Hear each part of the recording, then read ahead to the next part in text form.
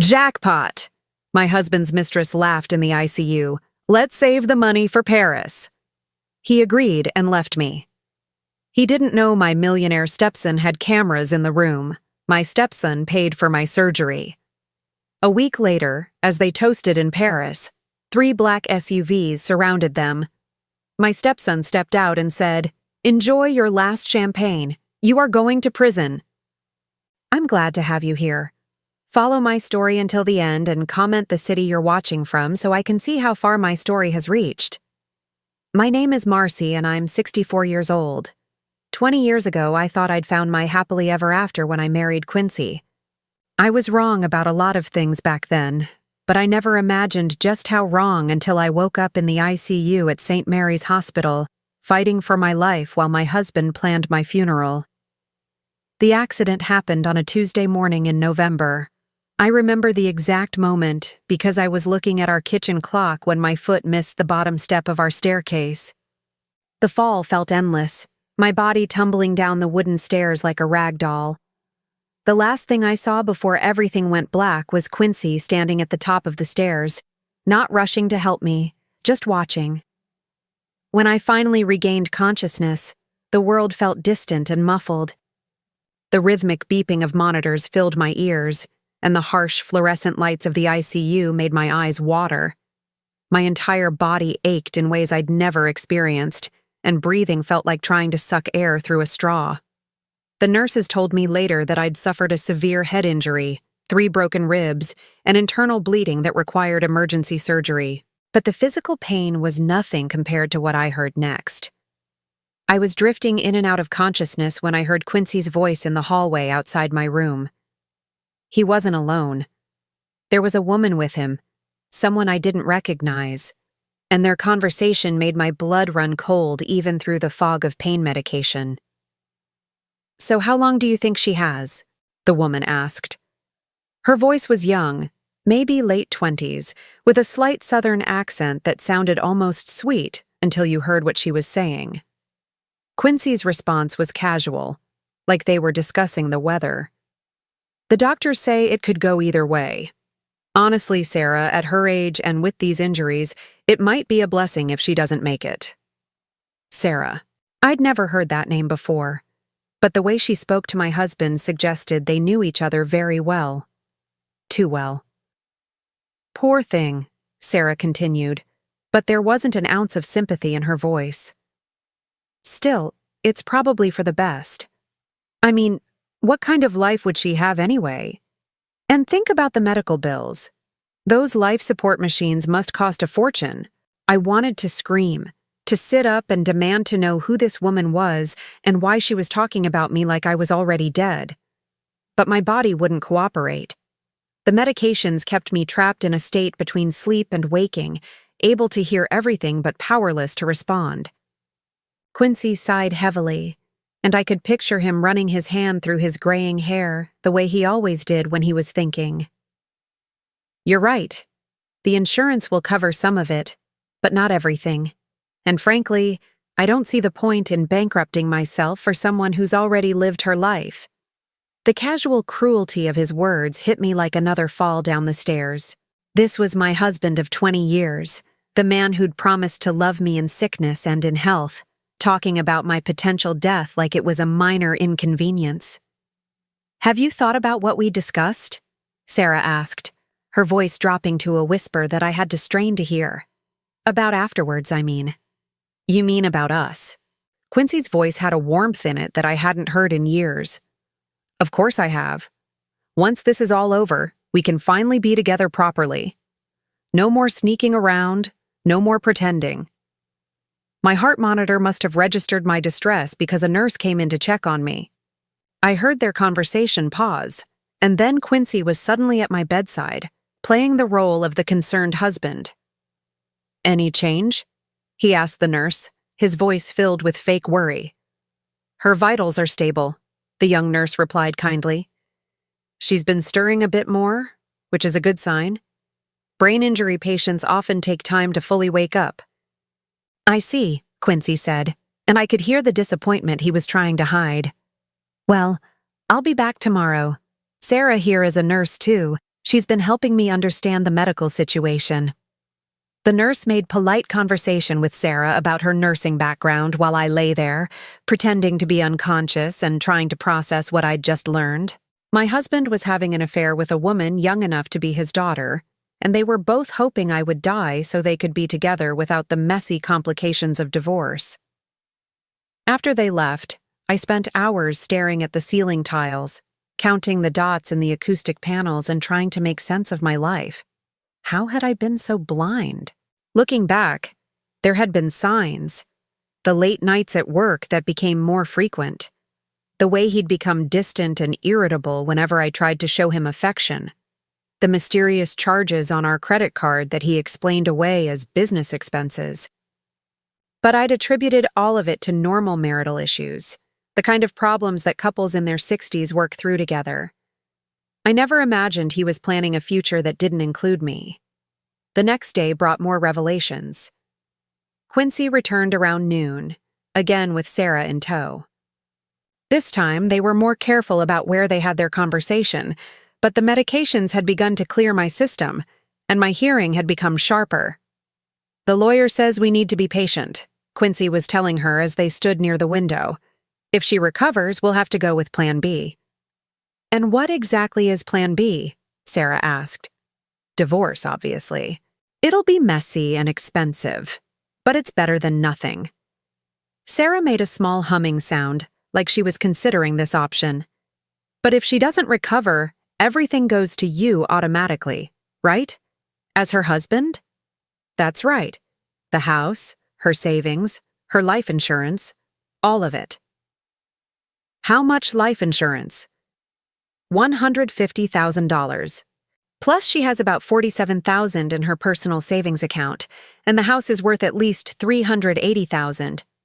I felt sick listening to them calculate my worth like I was a piece of property they were appraising. These weren't the musings of grieving relatives trying to handle practical matters. This was cold, calculated planning by people who saw my potential death as a financial opportunity. "You know," Sarah said thoughtfully, "maybe we shouldn't be so quick to hope for a recovery. I mean, the medical bills alone could eat up a significant portion of that money." Quincy was quiet for a moment. "What are you suggesting?" "I'm just saying that sometimes when someone has been through this kind of trauma, complications can arise. Infections, blood clots, that sort of thing. Natural complications that no one could have prevented." The implication in her words made my skin crawl. Sarah wasn't just hoping for my death. She was suggesting they might help it along.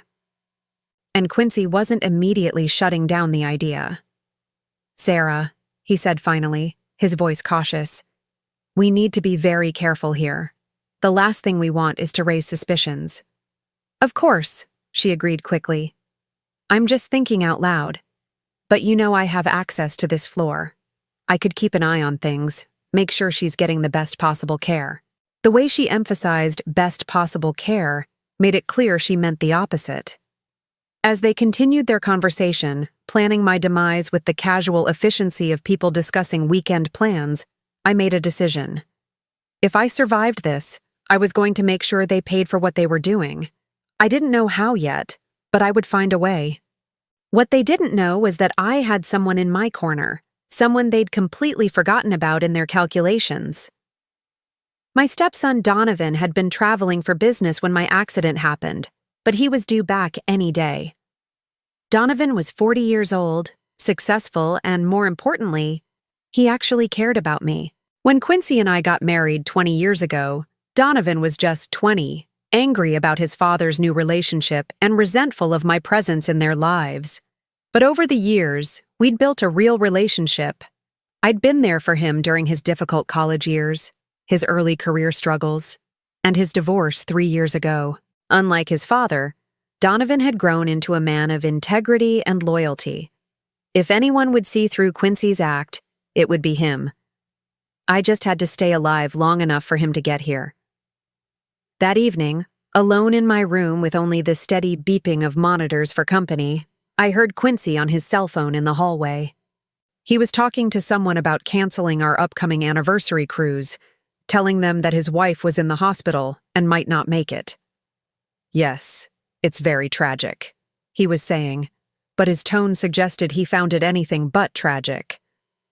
We were so looking forward to that trip to Paris we had planned for next month. Sarah and I were going to celebrate well, it would have been our unofficial honeymoon, if you know what I mean. Paris. They'd been planning to use our anniversary money to take their romantic getaway. The cruise we'd booked months ago, the one I'd been so excited about, was never meant for us at all. It was meant for Quincy and his mistress. As I lay there in the darkness, listening to my husband plan his future with another woman while I fought for my life, I felt something shift inside me. The love I'd carried for 20 years, the loyalty that had blinded me to his true nature, began to calcify into something harder and colder. They thought I was helpless, lying here unconscious and dying. They thought they could plan their crimes right outside my door without consequence. But they were wrong about that too. I was very much awake, and I was listening to every word. The third day in the ICU brought a clarity I hadn't experienced since the accident. The pain medications were being reduced, and my mind felt sharper, more alert to every sound and conversation around me. I'd learned to control my breathing and heart rate, keeping my body perfectly still whenever Quincy and Sarah entered my room.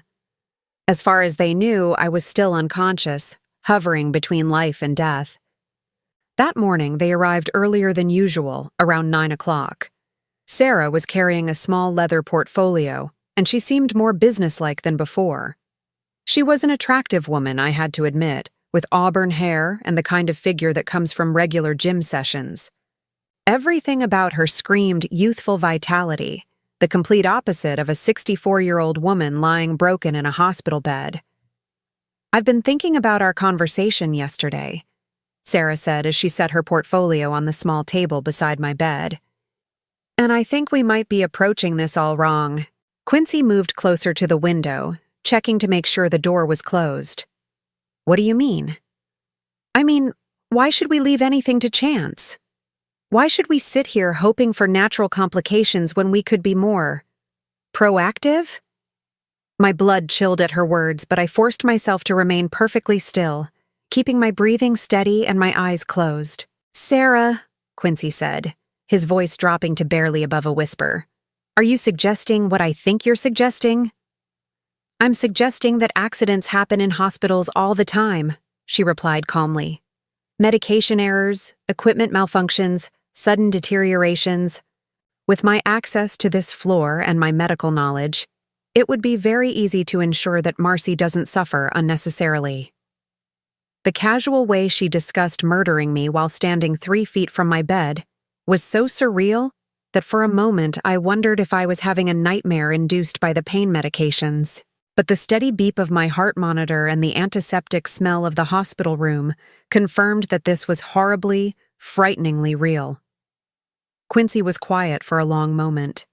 When he finally spoke, his voice had a quality I'd never heard before, cold and calculating.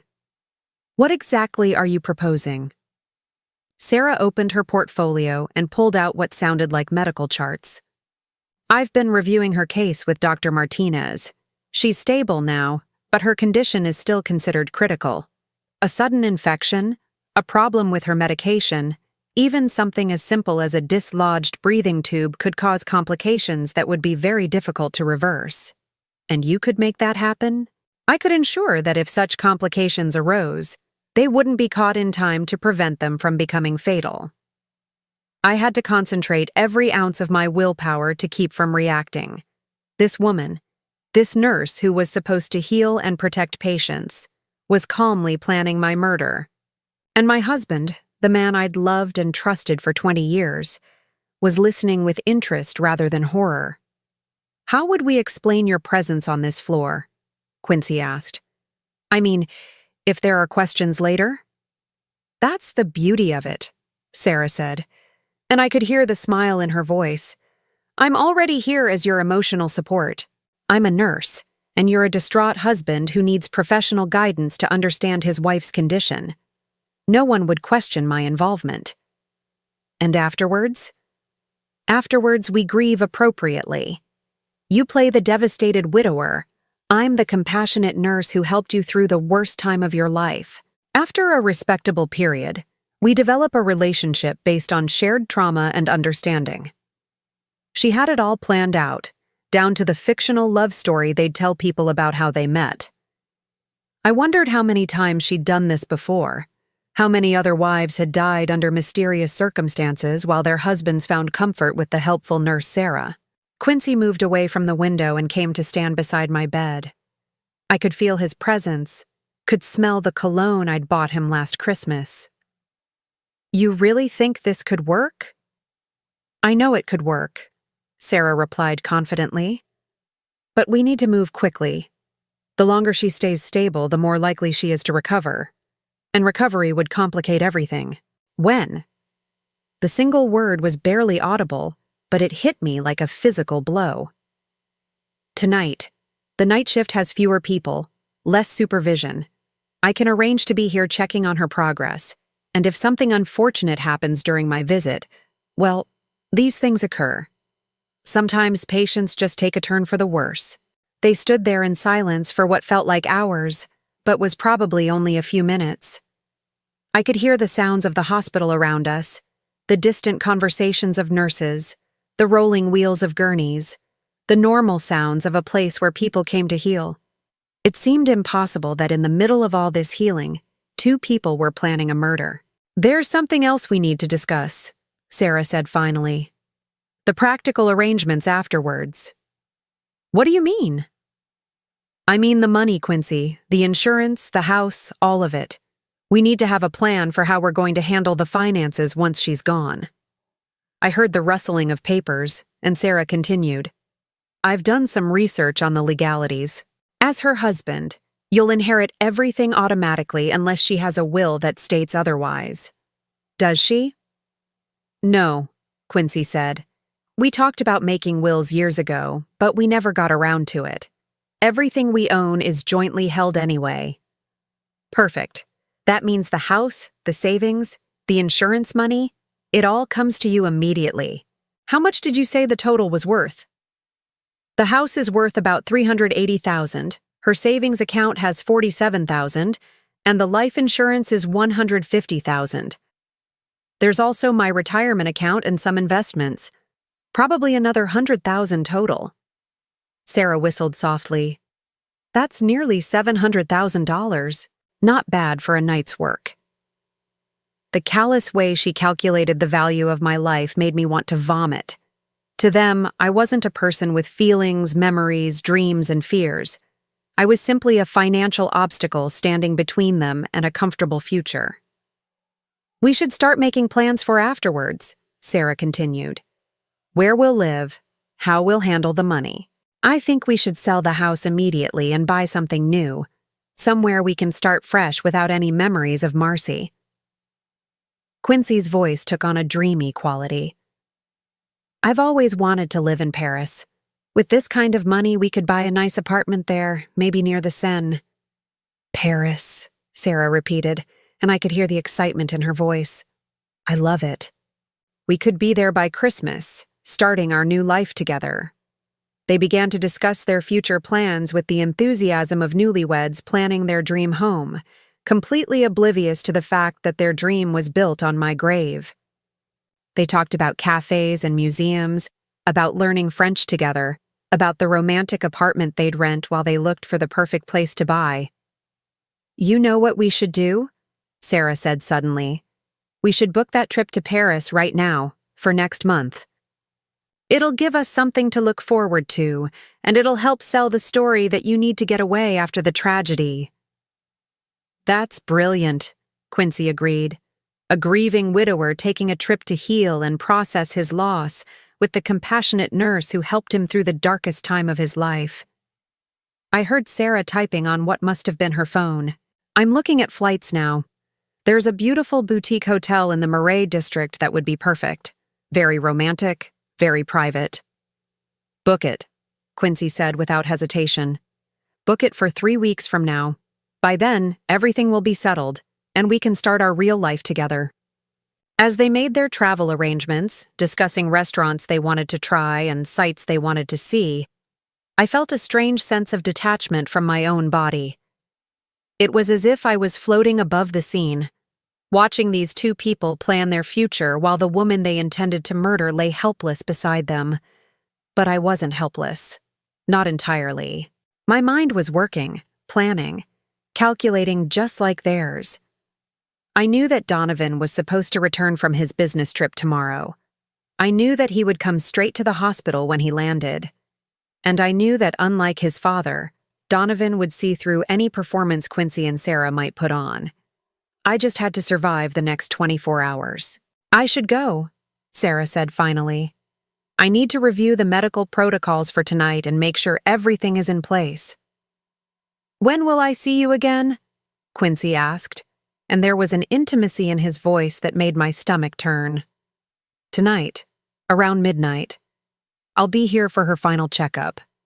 Final checkup. The euphemism was so casual, so professional sounding, that it took a moment for the full weight of it to hit me.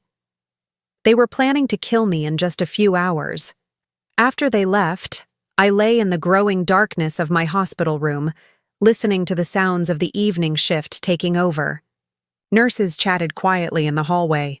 Doctors made their rounds, and somewhere in the distance, a television played the evening news. I thought about my life, about the 20 years I'd spent with Quincy, about all the small moments and shared experiences that I'd believed were building towards something lasting. Our wedding day, when he'd cried as I walked down the aisle. The way he used to bring me coffee in bed on Sunday mornings. The trips we'd taken together, the friends we'd made, the life we'd built. Had any of it been real? Or had I been living in a fantasy while he planned my eventual demise? But then I thought about Donovan, about the relationship we'd built over the years, about how he'd grown from a resentful teenager into a man I was genuinely proud of. He would be here tomorrow, and when he arrived, everything would change. I just had to make sure I was still alive when he got here. I'd been staring at the ceiling tiles for what felt like an eternity, counting the small holes in the acoustic panels and trying to keep my mind focused on anything except the fact that Sarah would return at midnight to end my life. The clock on the wall showed 11:37 when I heard footsteps in the hallway that I recognized immediately. Donovan. He was back earlier than expected, and the familiar sound of his confident stride filled me with a relief so profound that I had to fight back tears. Even through my closed eyelids, I could sense when he entered the room, bringing with him the faint scent of expensive cologne and the energy of someone who'd just stepped off a long flight. Jesus Christ, he whispered, and I could hear the genuine distress in his voice as he took in my condition. What the hell happened to you, Marcy? I wanted so desperately to open my eyes, to tell him everything I'd overheard, to warn him about what was coming. But I knew that Quincy could return at any moment, and I needed Donovan to see the truth for himself without any interference from me. He pulled a chair close to my bed and sat down heavily. I could feel his presence beside me, solid and reassuring in a way that Quincy's had never been. Even before I learned the truth about him, I got Dad's message about the accident, Donovan said quietly, apparently talking to my unconscious form. But he made it sound like you just took a tumble down the stairs. This looks like so much more than that. He was right, of course. The extent of my injuries suggested a much more serious fall than the simple slip Quincy had described to people. But Donovan had always been observant, always willing to ask the hard questions that others avoided. I heard him pull out his phone and dial a number. Dr. Martinez, this is Donovan Richards, Marcy's stepson. I just arrived and I'd like to discuss her condition. Yes, I know it's late, but I flew in from Singapore as soon as I heard. Thank you. While he waited for the doctor, Donovan began moving around my room, and I could hear him examining things with the methodical precision that had made him successful in business. He was looking at my chart, checking the monitors, asking questions that a casual visitor wouldn't think to ask. Dr. Martinez arrived 15 minutes later, a kind man in his 50s who'd been treating me since the accident. I'd heard his voice several times over the past few days, always professional but genuinely caring. Mr. Richards, the doctor said as he entered the room. "I'm glad you're here. Your stepmother's injuries are quite serious." "Can you walk me through exactly what happened?" Donovan asked. "My father said she fell down the stairs, but looking at her injuries, this seems like more than a simple fall." I could hear Dr. Martinez flipping through pages of my chart. "The pattern of injuries is consistent with a fall down a full flight of stairs. She has a severe concussion, 3 broken ribs, internal bleeding that required emergency surgery, and significant bruising. What's unusual is the nature of some of the trauma." "Unusual how?" "Well, typically in a fall like this, we see injuries concentrated on one side of the body, the side that hits the stairs. But Marcy has impact injuries on multiple sides, suggesting she may have bounced or tumbled quite extensively." "Or was pushed," Donovan said quietly. The doctor paused. "I'm not qualified to make that determination, but I will say that the injury pattern raised some questions for me as well." They talked for several more minutes about my condition, my prognosis, and the treatment plan. Dr. Martinez was cautiously optimistic that I would recover fully, given time and proper care. But he also mentioned that patients in my condition were vulnerable to complications, especially infections or medication errors. After the doctor left, Donovan returned to his chair beside my bed. I could sense that he was thinking, processing what he'd learned, and probably beginning to form the same suspicions that would have occurred to any intelligent person looking at the situation objectively. "Marcy," he said softly, "I don't know if you can hear me, but if you can, I want you to know that something doesn't feel right about this whole situation. Dad's been acting strange, evasive when I ask questions about what happened. And there's something else." He paused, and I heard him moving around again, this time near the window. "I had security cameras installed at the house last month," he continued. "Dad doesn't know about them. I was worried about break-ins in the neighborhood, and I thought it would be good to have some protection for you both while I was traveling." Security cameras. My heart rate spiked with excitement, but I forced myself to remain still. If Donovan had cameras at the house, they might have recorded what really happened when I fell down the stairs. "I'm going to review the footage tomorrow," he said. "I need to see exactly what happened that morning." At that moment, I heard voices in the hallway. Quincy was returning, and he wasn't alone. Sarah was with him, probably arriving for her midnight shift and my planned murder. "Donovan?" Quincy's voice carried a note of surprise as he entered the room. "I thought you weren't getting back until tomorrow." "I caught an earlier flight," Donovan replied, and I could hear the coolness in his tone. "I wanted to be here." Of course," Quincy said, but he sounded nervous. "Any change in her condition?" "Dr. Martinez says she's stable but still critical. He mentioned that patients in her condition are vulnerable to complications." "Yes, well, that's why we have such excellent medical staff taking care of her," Quincy said. "This is Sarah, by the way. She's a nurse here, and she's been helping me understand Marcy's condition." I could feel the tension in the room ratchet up several degrees. Here was Sarah, prepared to commit murder, suddenly faced with an unexpected witness. And here was Donovan, already suspicious about my accident, now meeting the woman who planned to kill me. "Sarah?" Donovan said politely, but I could hear the assessment in his voice. "How long have you been caring for Marcy?" "Oh, I'm not directly assigned to her case," Sarah replied smoothly. "I work on this floor, and I've been helping your father understand the medical terminology and procedures. It can be very overwhelming for family members." "I'm sure it can be," Donovan agreed. "It's fortunate that Dad has found such dedicated support during this difficult time." There was something in the way he said it that made me think he was already picking up on the dynamics between Quincy and Sarah. Donovan had always been good at reading people, at sensing when things weren't quite what they seemed. "Well," Sarah said after an awkward pause, "I should check on my other patients. Mr. Richards, it was nice meeting you." "Likewise," Donovan replied. "I'm sure I'll see you around during visiting hours." After Sarah left, Quincy attempted to make small talk with his son, but the conversation felt forced and artificial. Donovan asked pointed questions about the morning of my accident, about what Quincy had seen, about whether I'd seemed unsteady or dizzy in the days leading up to the fall. Quincy's answers were vague and inconsistent, and I could tell that Donovan was filing away every contradiction for later analysis. "I think I'm going to stay here tonight," Donovan announced around midnight. "I want to be close by in case there's any change in her condition." "That's really not necessary," Quincy said quickly. "The hospital staff is excellent, and there's nothing you can do here that they can't do better." "I know, but I'd feel better staying. You look exhausted, Dad. Why don't you go home and get some proper sleep? I'll call you if anything changes." I could practically feel Quincy's panic. If Donovan stayed, Sarah wouldn't be able to carry out her plan, but he couldn't argue too strongly without seeming suspicious. "Are you sure?" Quincy asked weakly. "Positive. I'll take good care of her." After Quincy reluctantly left, Donovan settled into the chair beside my bed for what he clearly intended to be a long night's vigil.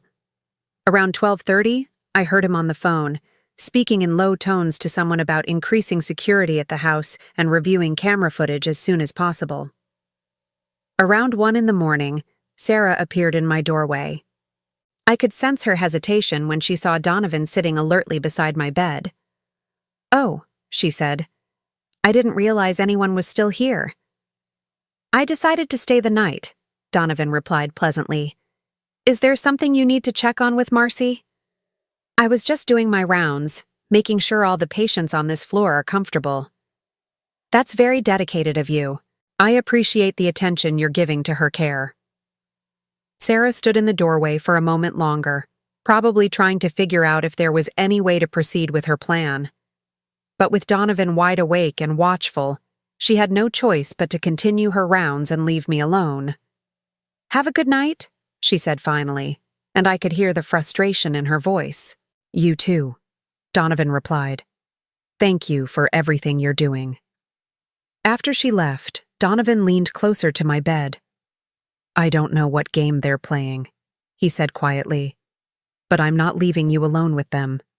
Something is very wrong here, and I'm going to figure out what it is." He spent the rest of the night in that chair, and I spent it feeling safer than I had since the moment I woke up in this hospital bed. Donovan might not know the full extent of the conspiracy yet, but his instincts were telling him the same things mine were. Quincy couldn't be trusted, Sarah was dangerous, and I needed protection. When the sun began to rise through the hospital windows, I knew I had survived the night. Sarah's plan had been thwarted by Donovan's unexpected presence, which meant I would live to see another day. But more importantly, I now had an ally, someone who was asking the right questions and looking for the truth. The next phase of this nightmare was about to begin, but for the first time since my accident, I felt like I might actually have a chance to survive it. And maybe, just maybe, to get justice for what they'd tried to do to me. The morning brought a new energy to my hospital room. Donovan had stayed true to his word, spending the entire night in the chair beside my bed, and I could see the determination in his posture even with my eyes closed. Around 7 in the morning, I heard him making phone calls, coordinating with his security team, and making arrangements that I couldn't quite follow, but that filled me with hope. Dr. Martinez made his morning rounds around 8, checking my vitals and discussing my progress with Donovan. The doctor seemed pleased with my stability overnight, mentioning that my brain activity had been more consistent and that my chances of a full recovery were improving. "When might she wake up?" Donovan asked.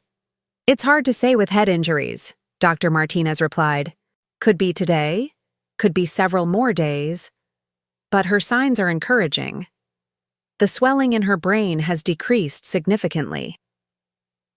After the doctor left, Donovan received a phone call that changed everything. "Marcus, thank you for getting back to me so quickly," he said, and I realized he was talking to the head of his security company. "Did you have a chance to review the footage from Tuesday morning?" There was a long pause as Donovan listened to whatever Marcus was telling him. I could hear his breathing change, becoming sharper and more focused. "Are you absolutely certain?" he asked.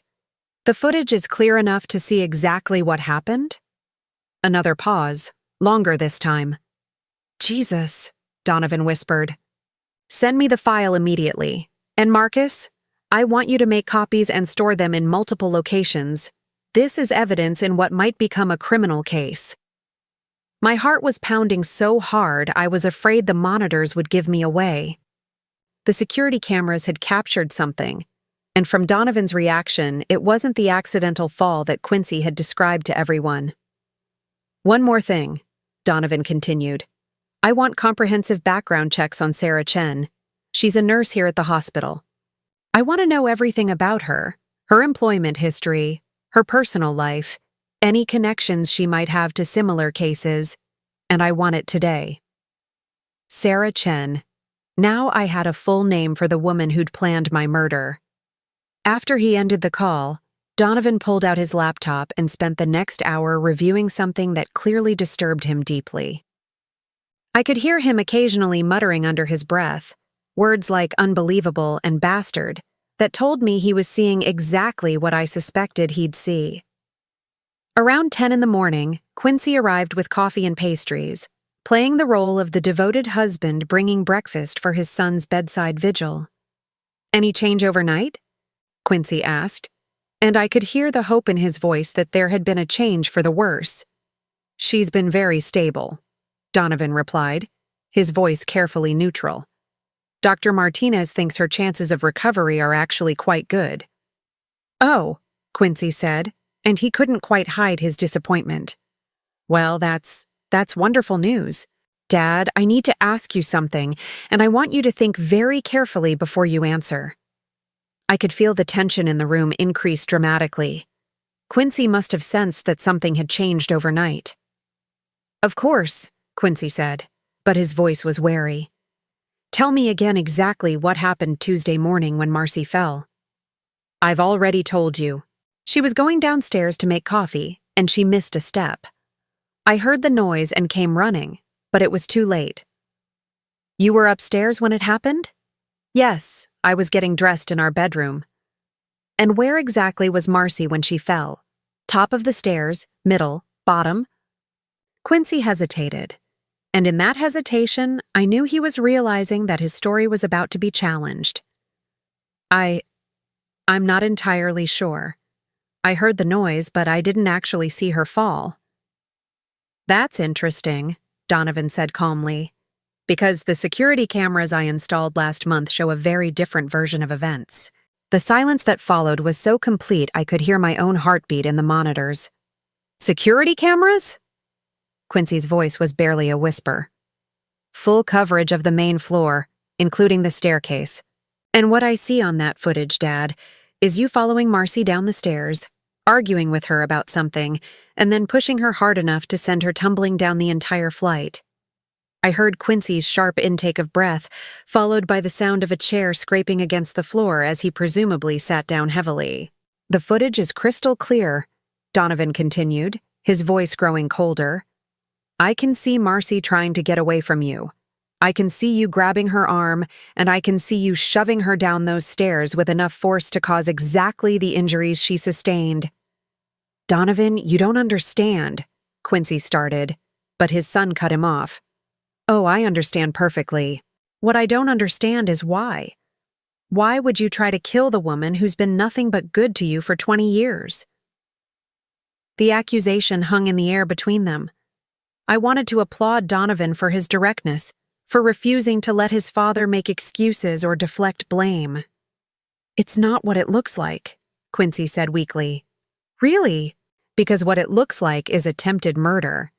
And what it feels like is that I need to call the police right now. Wait, Quincy said urgently. Please, just wait. Let me explain. Explain what?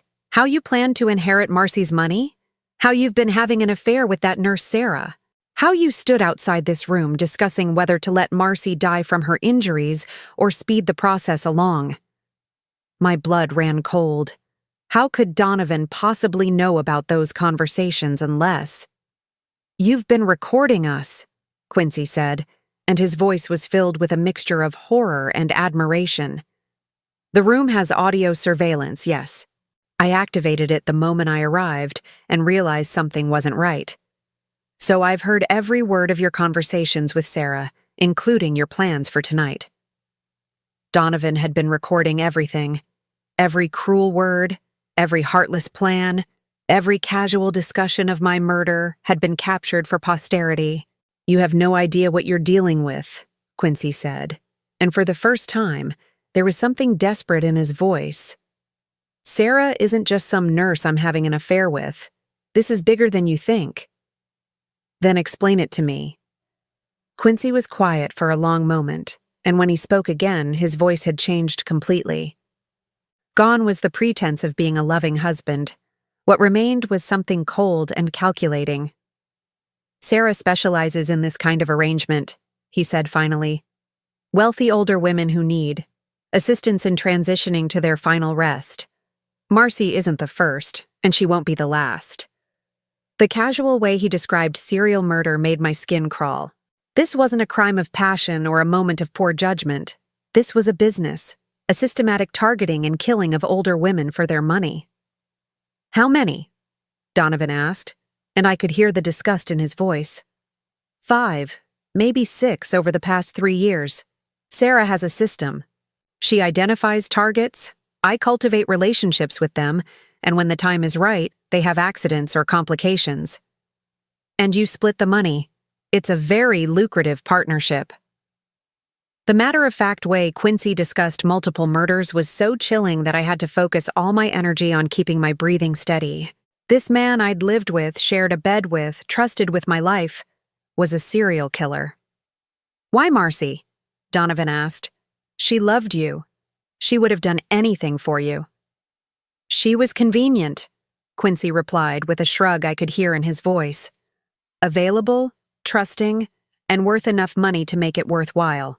Plus, she had no family other than you, which simplified things. Except she did have me. Yes, that was an unexpected complication. We thought you'd be easier to convince that her death was natural, especially since you travel so much.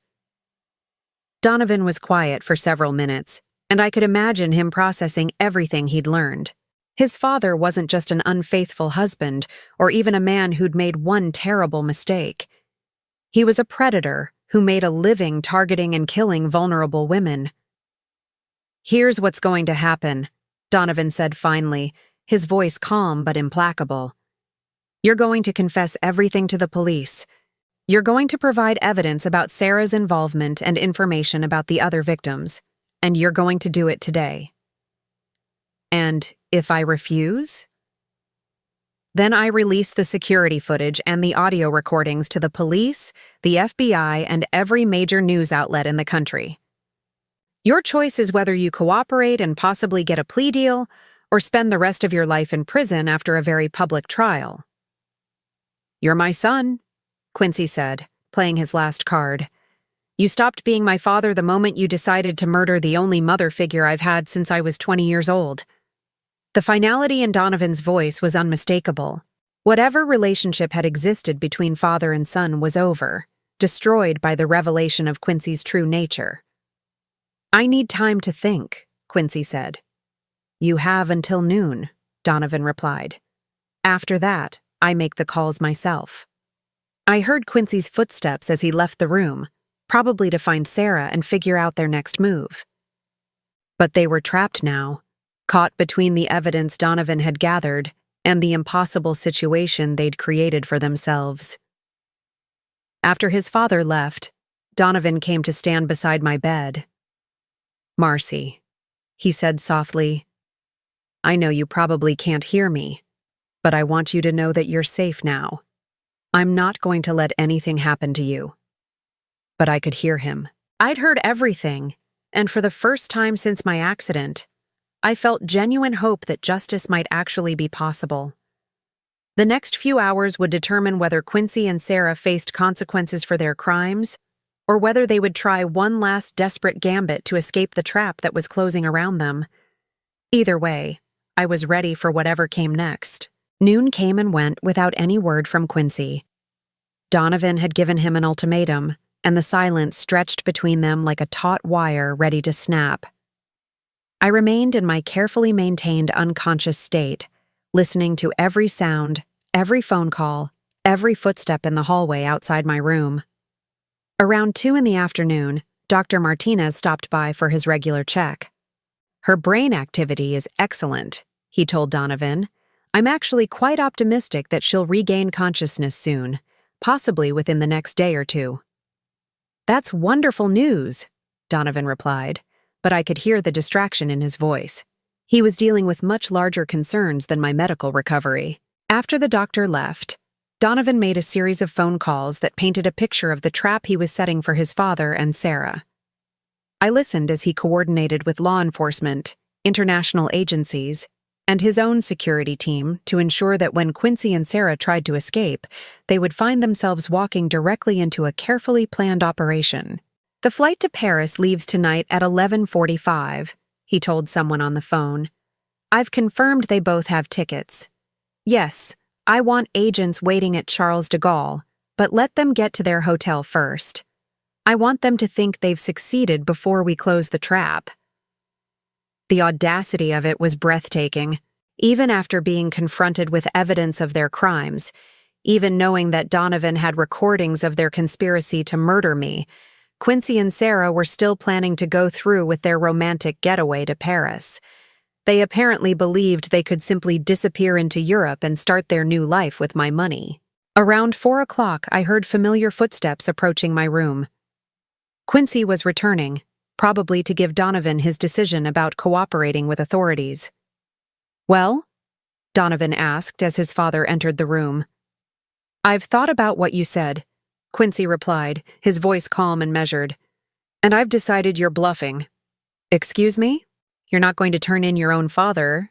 Family loyalty means something, even if you're angry with me right now.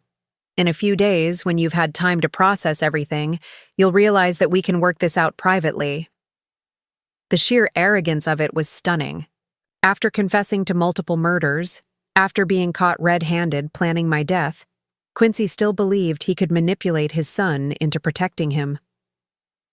"You're wrong," Donovan said quietly. "We'll see. In the meantime, I think it's best if I take some time away to let things cool down. Sarah and I are going to Paris for a few weeks. When I get back, we can discuss this like adults." "Paris," Donovan repeated. "The trip you booked with Marcy's money while planning her murder. The money will be mine soon enough anyway. She's 64 years old, Donovan. Even if she recovers from this accident, how many good years does she really have left?" The casual dismissal of my life, the cold calculation in his voice, made me want to scream. This was a man who had shared my bed for 20 years, who had promised to love and protect me, talking about me like I was already dead. "Dad," Donovan said, and his voice was filled with something that might have been pity. "You really don't understand what you're dealing with, do you?" "What I understand is that you're upset, and you're making threats you don't intend to keep. But I'm still your father, and when push comes to shove, blood is thicker than water." "You're right about one thing," Donovan replied. "Blood is thicker than water. But Marcy has been more of a parent to me than you ever were. She's the one who remembered my birthday, who attended my graduation, who was there when my marriage fell apart. You were always too busy with your own interests to care about mine. That's not fair." "Fair?" Donovan's voice rose slightly. "You want to talk about fair? Is it fair that you targeted vulnerable women for murder? Is it fair that you've been planning to kill the woman who's shown me nothing but kindness and support? This is business, Donovan. It's not personal. Murder is always personal, Dad. And this particular murder became very personal the moment you decided to target my family." I heard the sound of Quincy's phone buzzing, probably a text from Sarah about their travel plans or their contingency arrangements. "I have to go," Quincy said. "Our flight leaves soon, and I still need to pack." "Have a wonderful trip," Donovan said, and there was something ominous in his tone that made me think Quincy should be very worried about what awaited him in Paris. After his father left, Donovan spent the next few hours coordinating the final details of what was clearly an international law enforcement operation. I heard him speaking with FBI agents, Interpol officers, and French authorities, all working together to ensure that Quincy and Sarah's romantic getaway became their downfall. "The hotel is under surveillance," he told someone around 8 o'clock. "They should arrive at approximately 2 in the afternoon local time tomorrow. I want them to have just enough time to get comfortable before we move in." Around midnight, my phone rang. Donovan answered it, though I hadn't realized until then that he'd been monitoring my personal calls. "Marcy's phone," he said. "Is this Donovan?" The voice was Sarah's, and she sounded nervous. "It is. Can I help you?" "I was just calling to check on Marcy's condition before I go off duty for a few days." "How thoughtful of you. She's stable, still unconscious, but the doctors are optimistic about her recovery." There was a pause. "That's wonderful news. Please let me know if there are any changes." "Oh, I will," Donovan said. "Have a safe trip, Sarah." After he hung up, I could hear him chuckling softly to himself. "Checking to make sure you're still unconscious before they leave the country," he said to me. "They really have no idea what's waiting for them." The next 24 hours passed slowly. Donovan kept a constant vigil beside my bed, fielding updates from law enforcement agencies and monitoring the progress of Quincy and Sarah's journey to their destruction. I learned that they had indeed boarded their flight to Paris, that they had cleared customs without incident, and that they were currently settled into their romantic boutique hotel in the Marais district. "They're at dinner now," Donovan told me around what must have been early evening Paris time, at a little restaurant called Le Petit Coeur. Apparently they're celebrating their successful escape. I could picture them there, toasting their freedom with expensive champagne, probably laughing about how they'd fooled everyone and gotten away with murder. The image filled me with a cold anger that gave me strength. Around 10 o'clock that evening, Donovan's phone rang with the call we'd both been waiting for. "It's done," he said, after listening to the voice on the other end. "They were arrested at the restaurant, both of them, no resistance." I wanted to cheer, to sit up and celebrate, but I forced myself to remain still. This was just the beginning of their legal troubles, and I needed to be conscious and able to testify when the time came. "Tell me everything," Donovan said to whoever had called him. Over the next 30 minutes, I listened as he received a detailed account of Quincy and Sarah's arrest. They had been enjoying a romantic dinner, apparently toasting their successful escape and planning their new life together, when 3 black SUVs surrounded the restaurant. Donovan himself had flown to Paris to be present for the arrest, though I hadn't realized he'd left the hospital. He'd wanted to look them in the eye when they realized their freedom was an illusion. "You should have seen their faces," the voice on the phone was saying. When those agents walked into the restaurant and announced themselves, when Donovan stepped out of the lead vehicle, they knew immediately that their game was over. "What did Dad say?" Donovan asked. He tried to deny everything at first, claimed they were just tourists on vacation. But when we played the audio recordings of their conspiracy, when we showed them the video of him pushing Marcy down the stairs, he broke down completely. "And Sarah?" "She tried to run, actually. Made it about 10 feet before the French police tackled her. She's claiming now that she was coerced, that your father threatened her into helping him. But the evidence shows she was the mastermind behind the whole operation." As the conversation continued, I learned more details about the scope of Sarah's crimes. The background investigation Donovan had ordered revealed that she had worked at 7 different hospitals over the past 5 years, and at each location, there had been an unusual number of deaths among elderly patients under her care. The pattern was clear once investigators knew what to look for. "How many total victims?" Donovan asked. "We're still investigating, but we think at least 12 women over the past 5 years. Your stepmother was going to be number 13. 12 women. 12 wives, mothers, grandmothers whose lives had been cut short by these predators. I felt sick thinking about their families, about the grief and loss that Quincy and Sarah had caused in their pursuit of easy money. They're being held without bail pending extradition, the voice continued. The French authorities are cooperating fully, and they should be back in the U.S. within the week. And the evidence is solid? Airtight.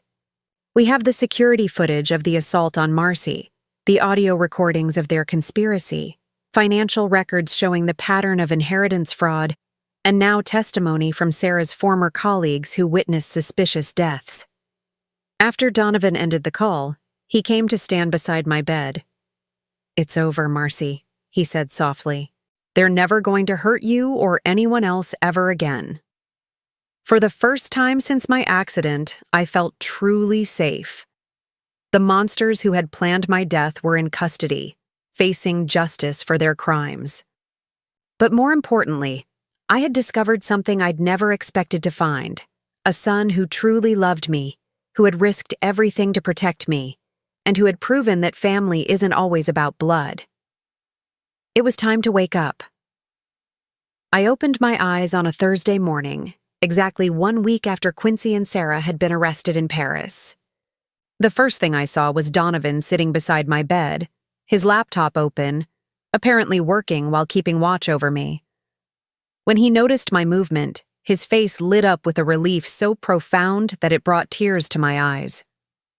"Marcy," he said, immediately setting aside his computer and leaning forward. "Thank God. How do you feel?" "Like I've been hit by a truck," I managed to say, my voice hoarse from days of silence, "but alive."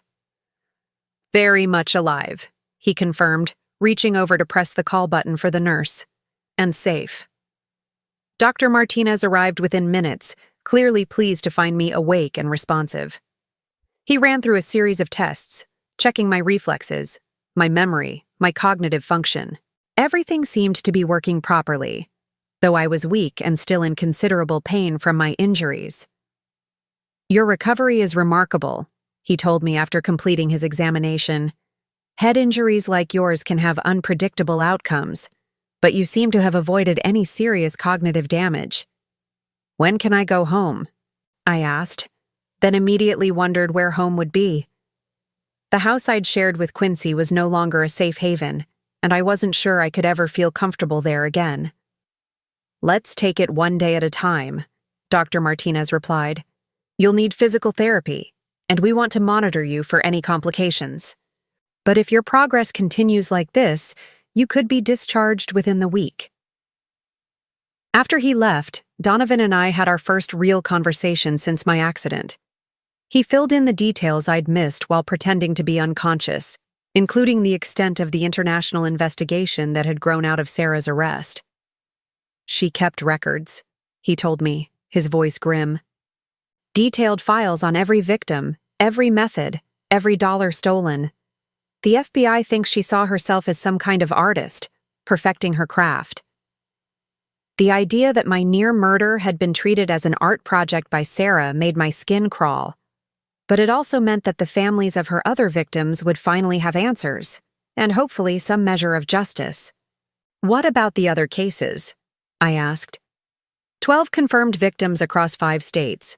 Sarah would get a job at a hospital, identify vulnerable patients, then either kill them herself or recruit accomplices like Dad to do the relationship side of things.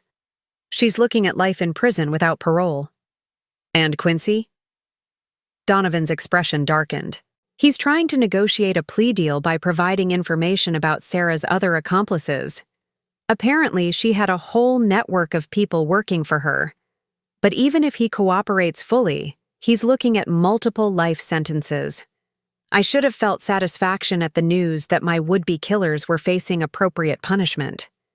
Instead, I mostly felt empty, like something inside me had been permanently damaged by the betrayal. "I keep thinking about the 20 years we were married," I said. "Were any of those moments real?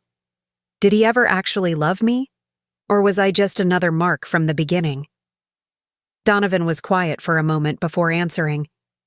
"I've been wondering the same thing. The FBI timeline suggests he met Sarah about 3 years ago, so at least the first 17 years of your marriage were probably genuine.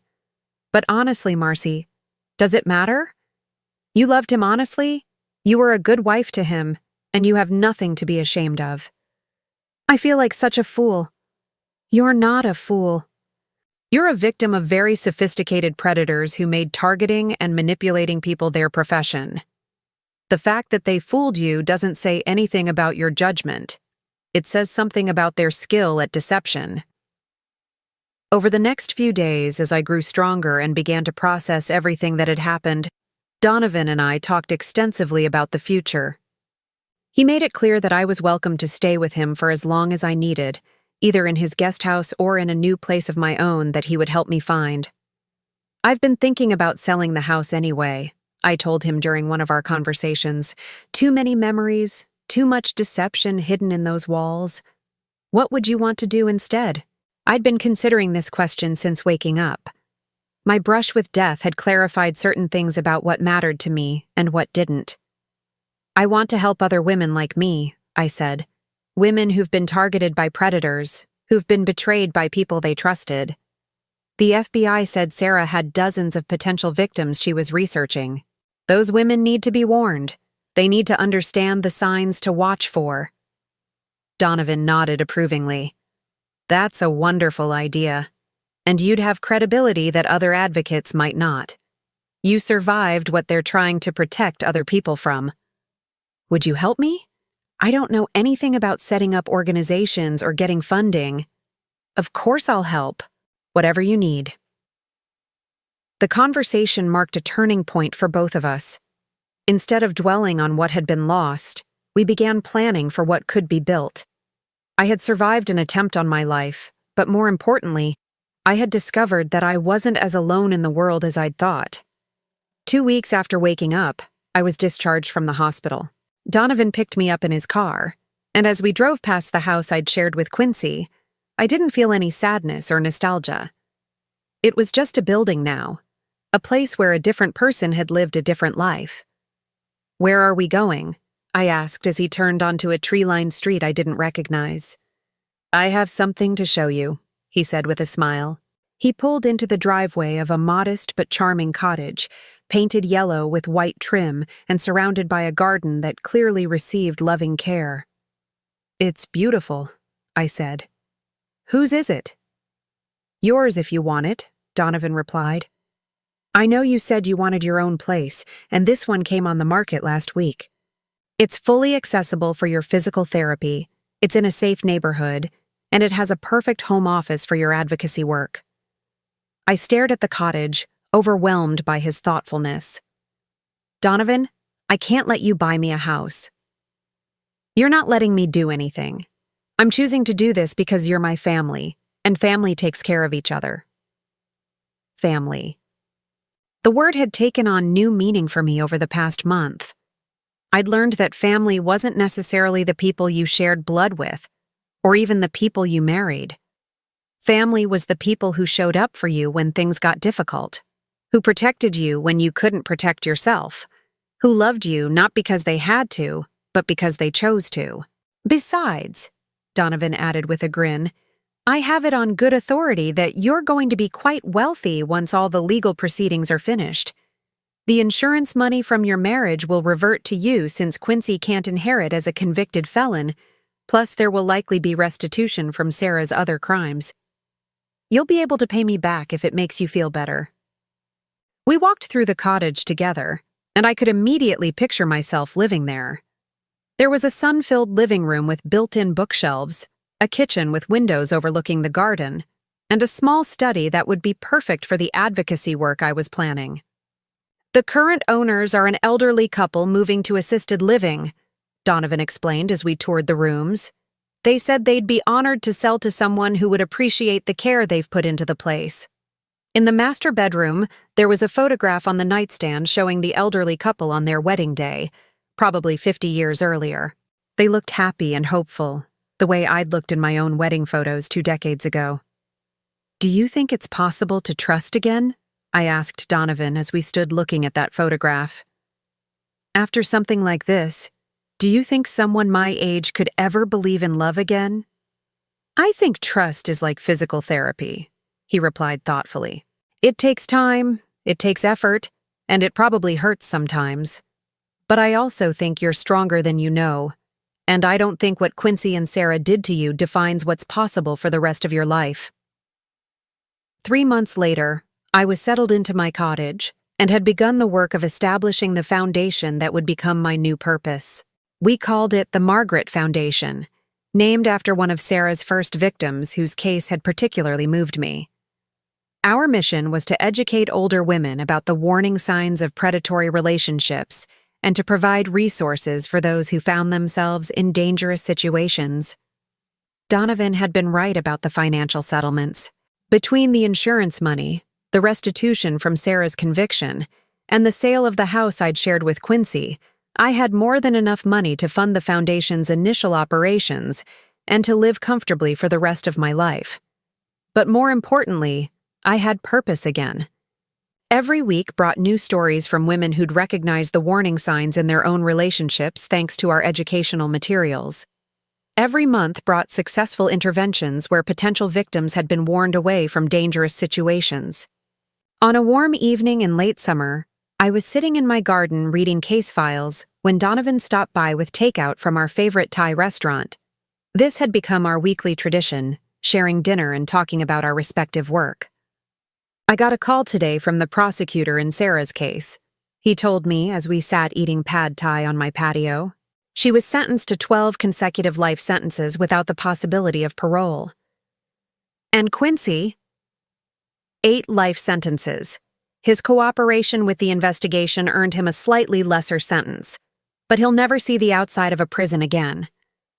I nodded, feeling a sense of closure that I hadn't expected. For months, part of me had been waiting for the other shoe to drop, for some new revelation or legal complication that would threaten the peace I'd found.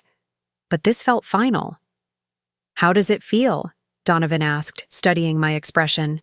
"Like the end of a very long, very dark chapter," I replied, "and like the beginning of something much better." As we finished dinner and watched the sun set over my garden, I reflected on the strange journey that had brought me to this point. A year ago, I'd been a lonely woman in a loveless marriage, counting down the years until retirement and wondering if this was all life had to offer. Now I was 65 years old, running a foundation that was making a real difference in people's lives, living in a home I loved, and surrounded by a family I'd chosen and who'd chosen me in return. The attempt on my life had been meant to end my story. Instead, it had given me the chance to write a completely new one. And this new story, I realized as I watched Donovan help me clear the dinner dishes with the easy familiarity of true family, was going to be much better than anything I could have imagined. Now I'm curious about you who listened to my story. What would you do if you were in my place? Have you ever been through something similar? Comment below. And meanwhile, I'm leaving on the final screen 2 other stories that are channel favorites, and they will definitely surprise you. Thank you for watching until here.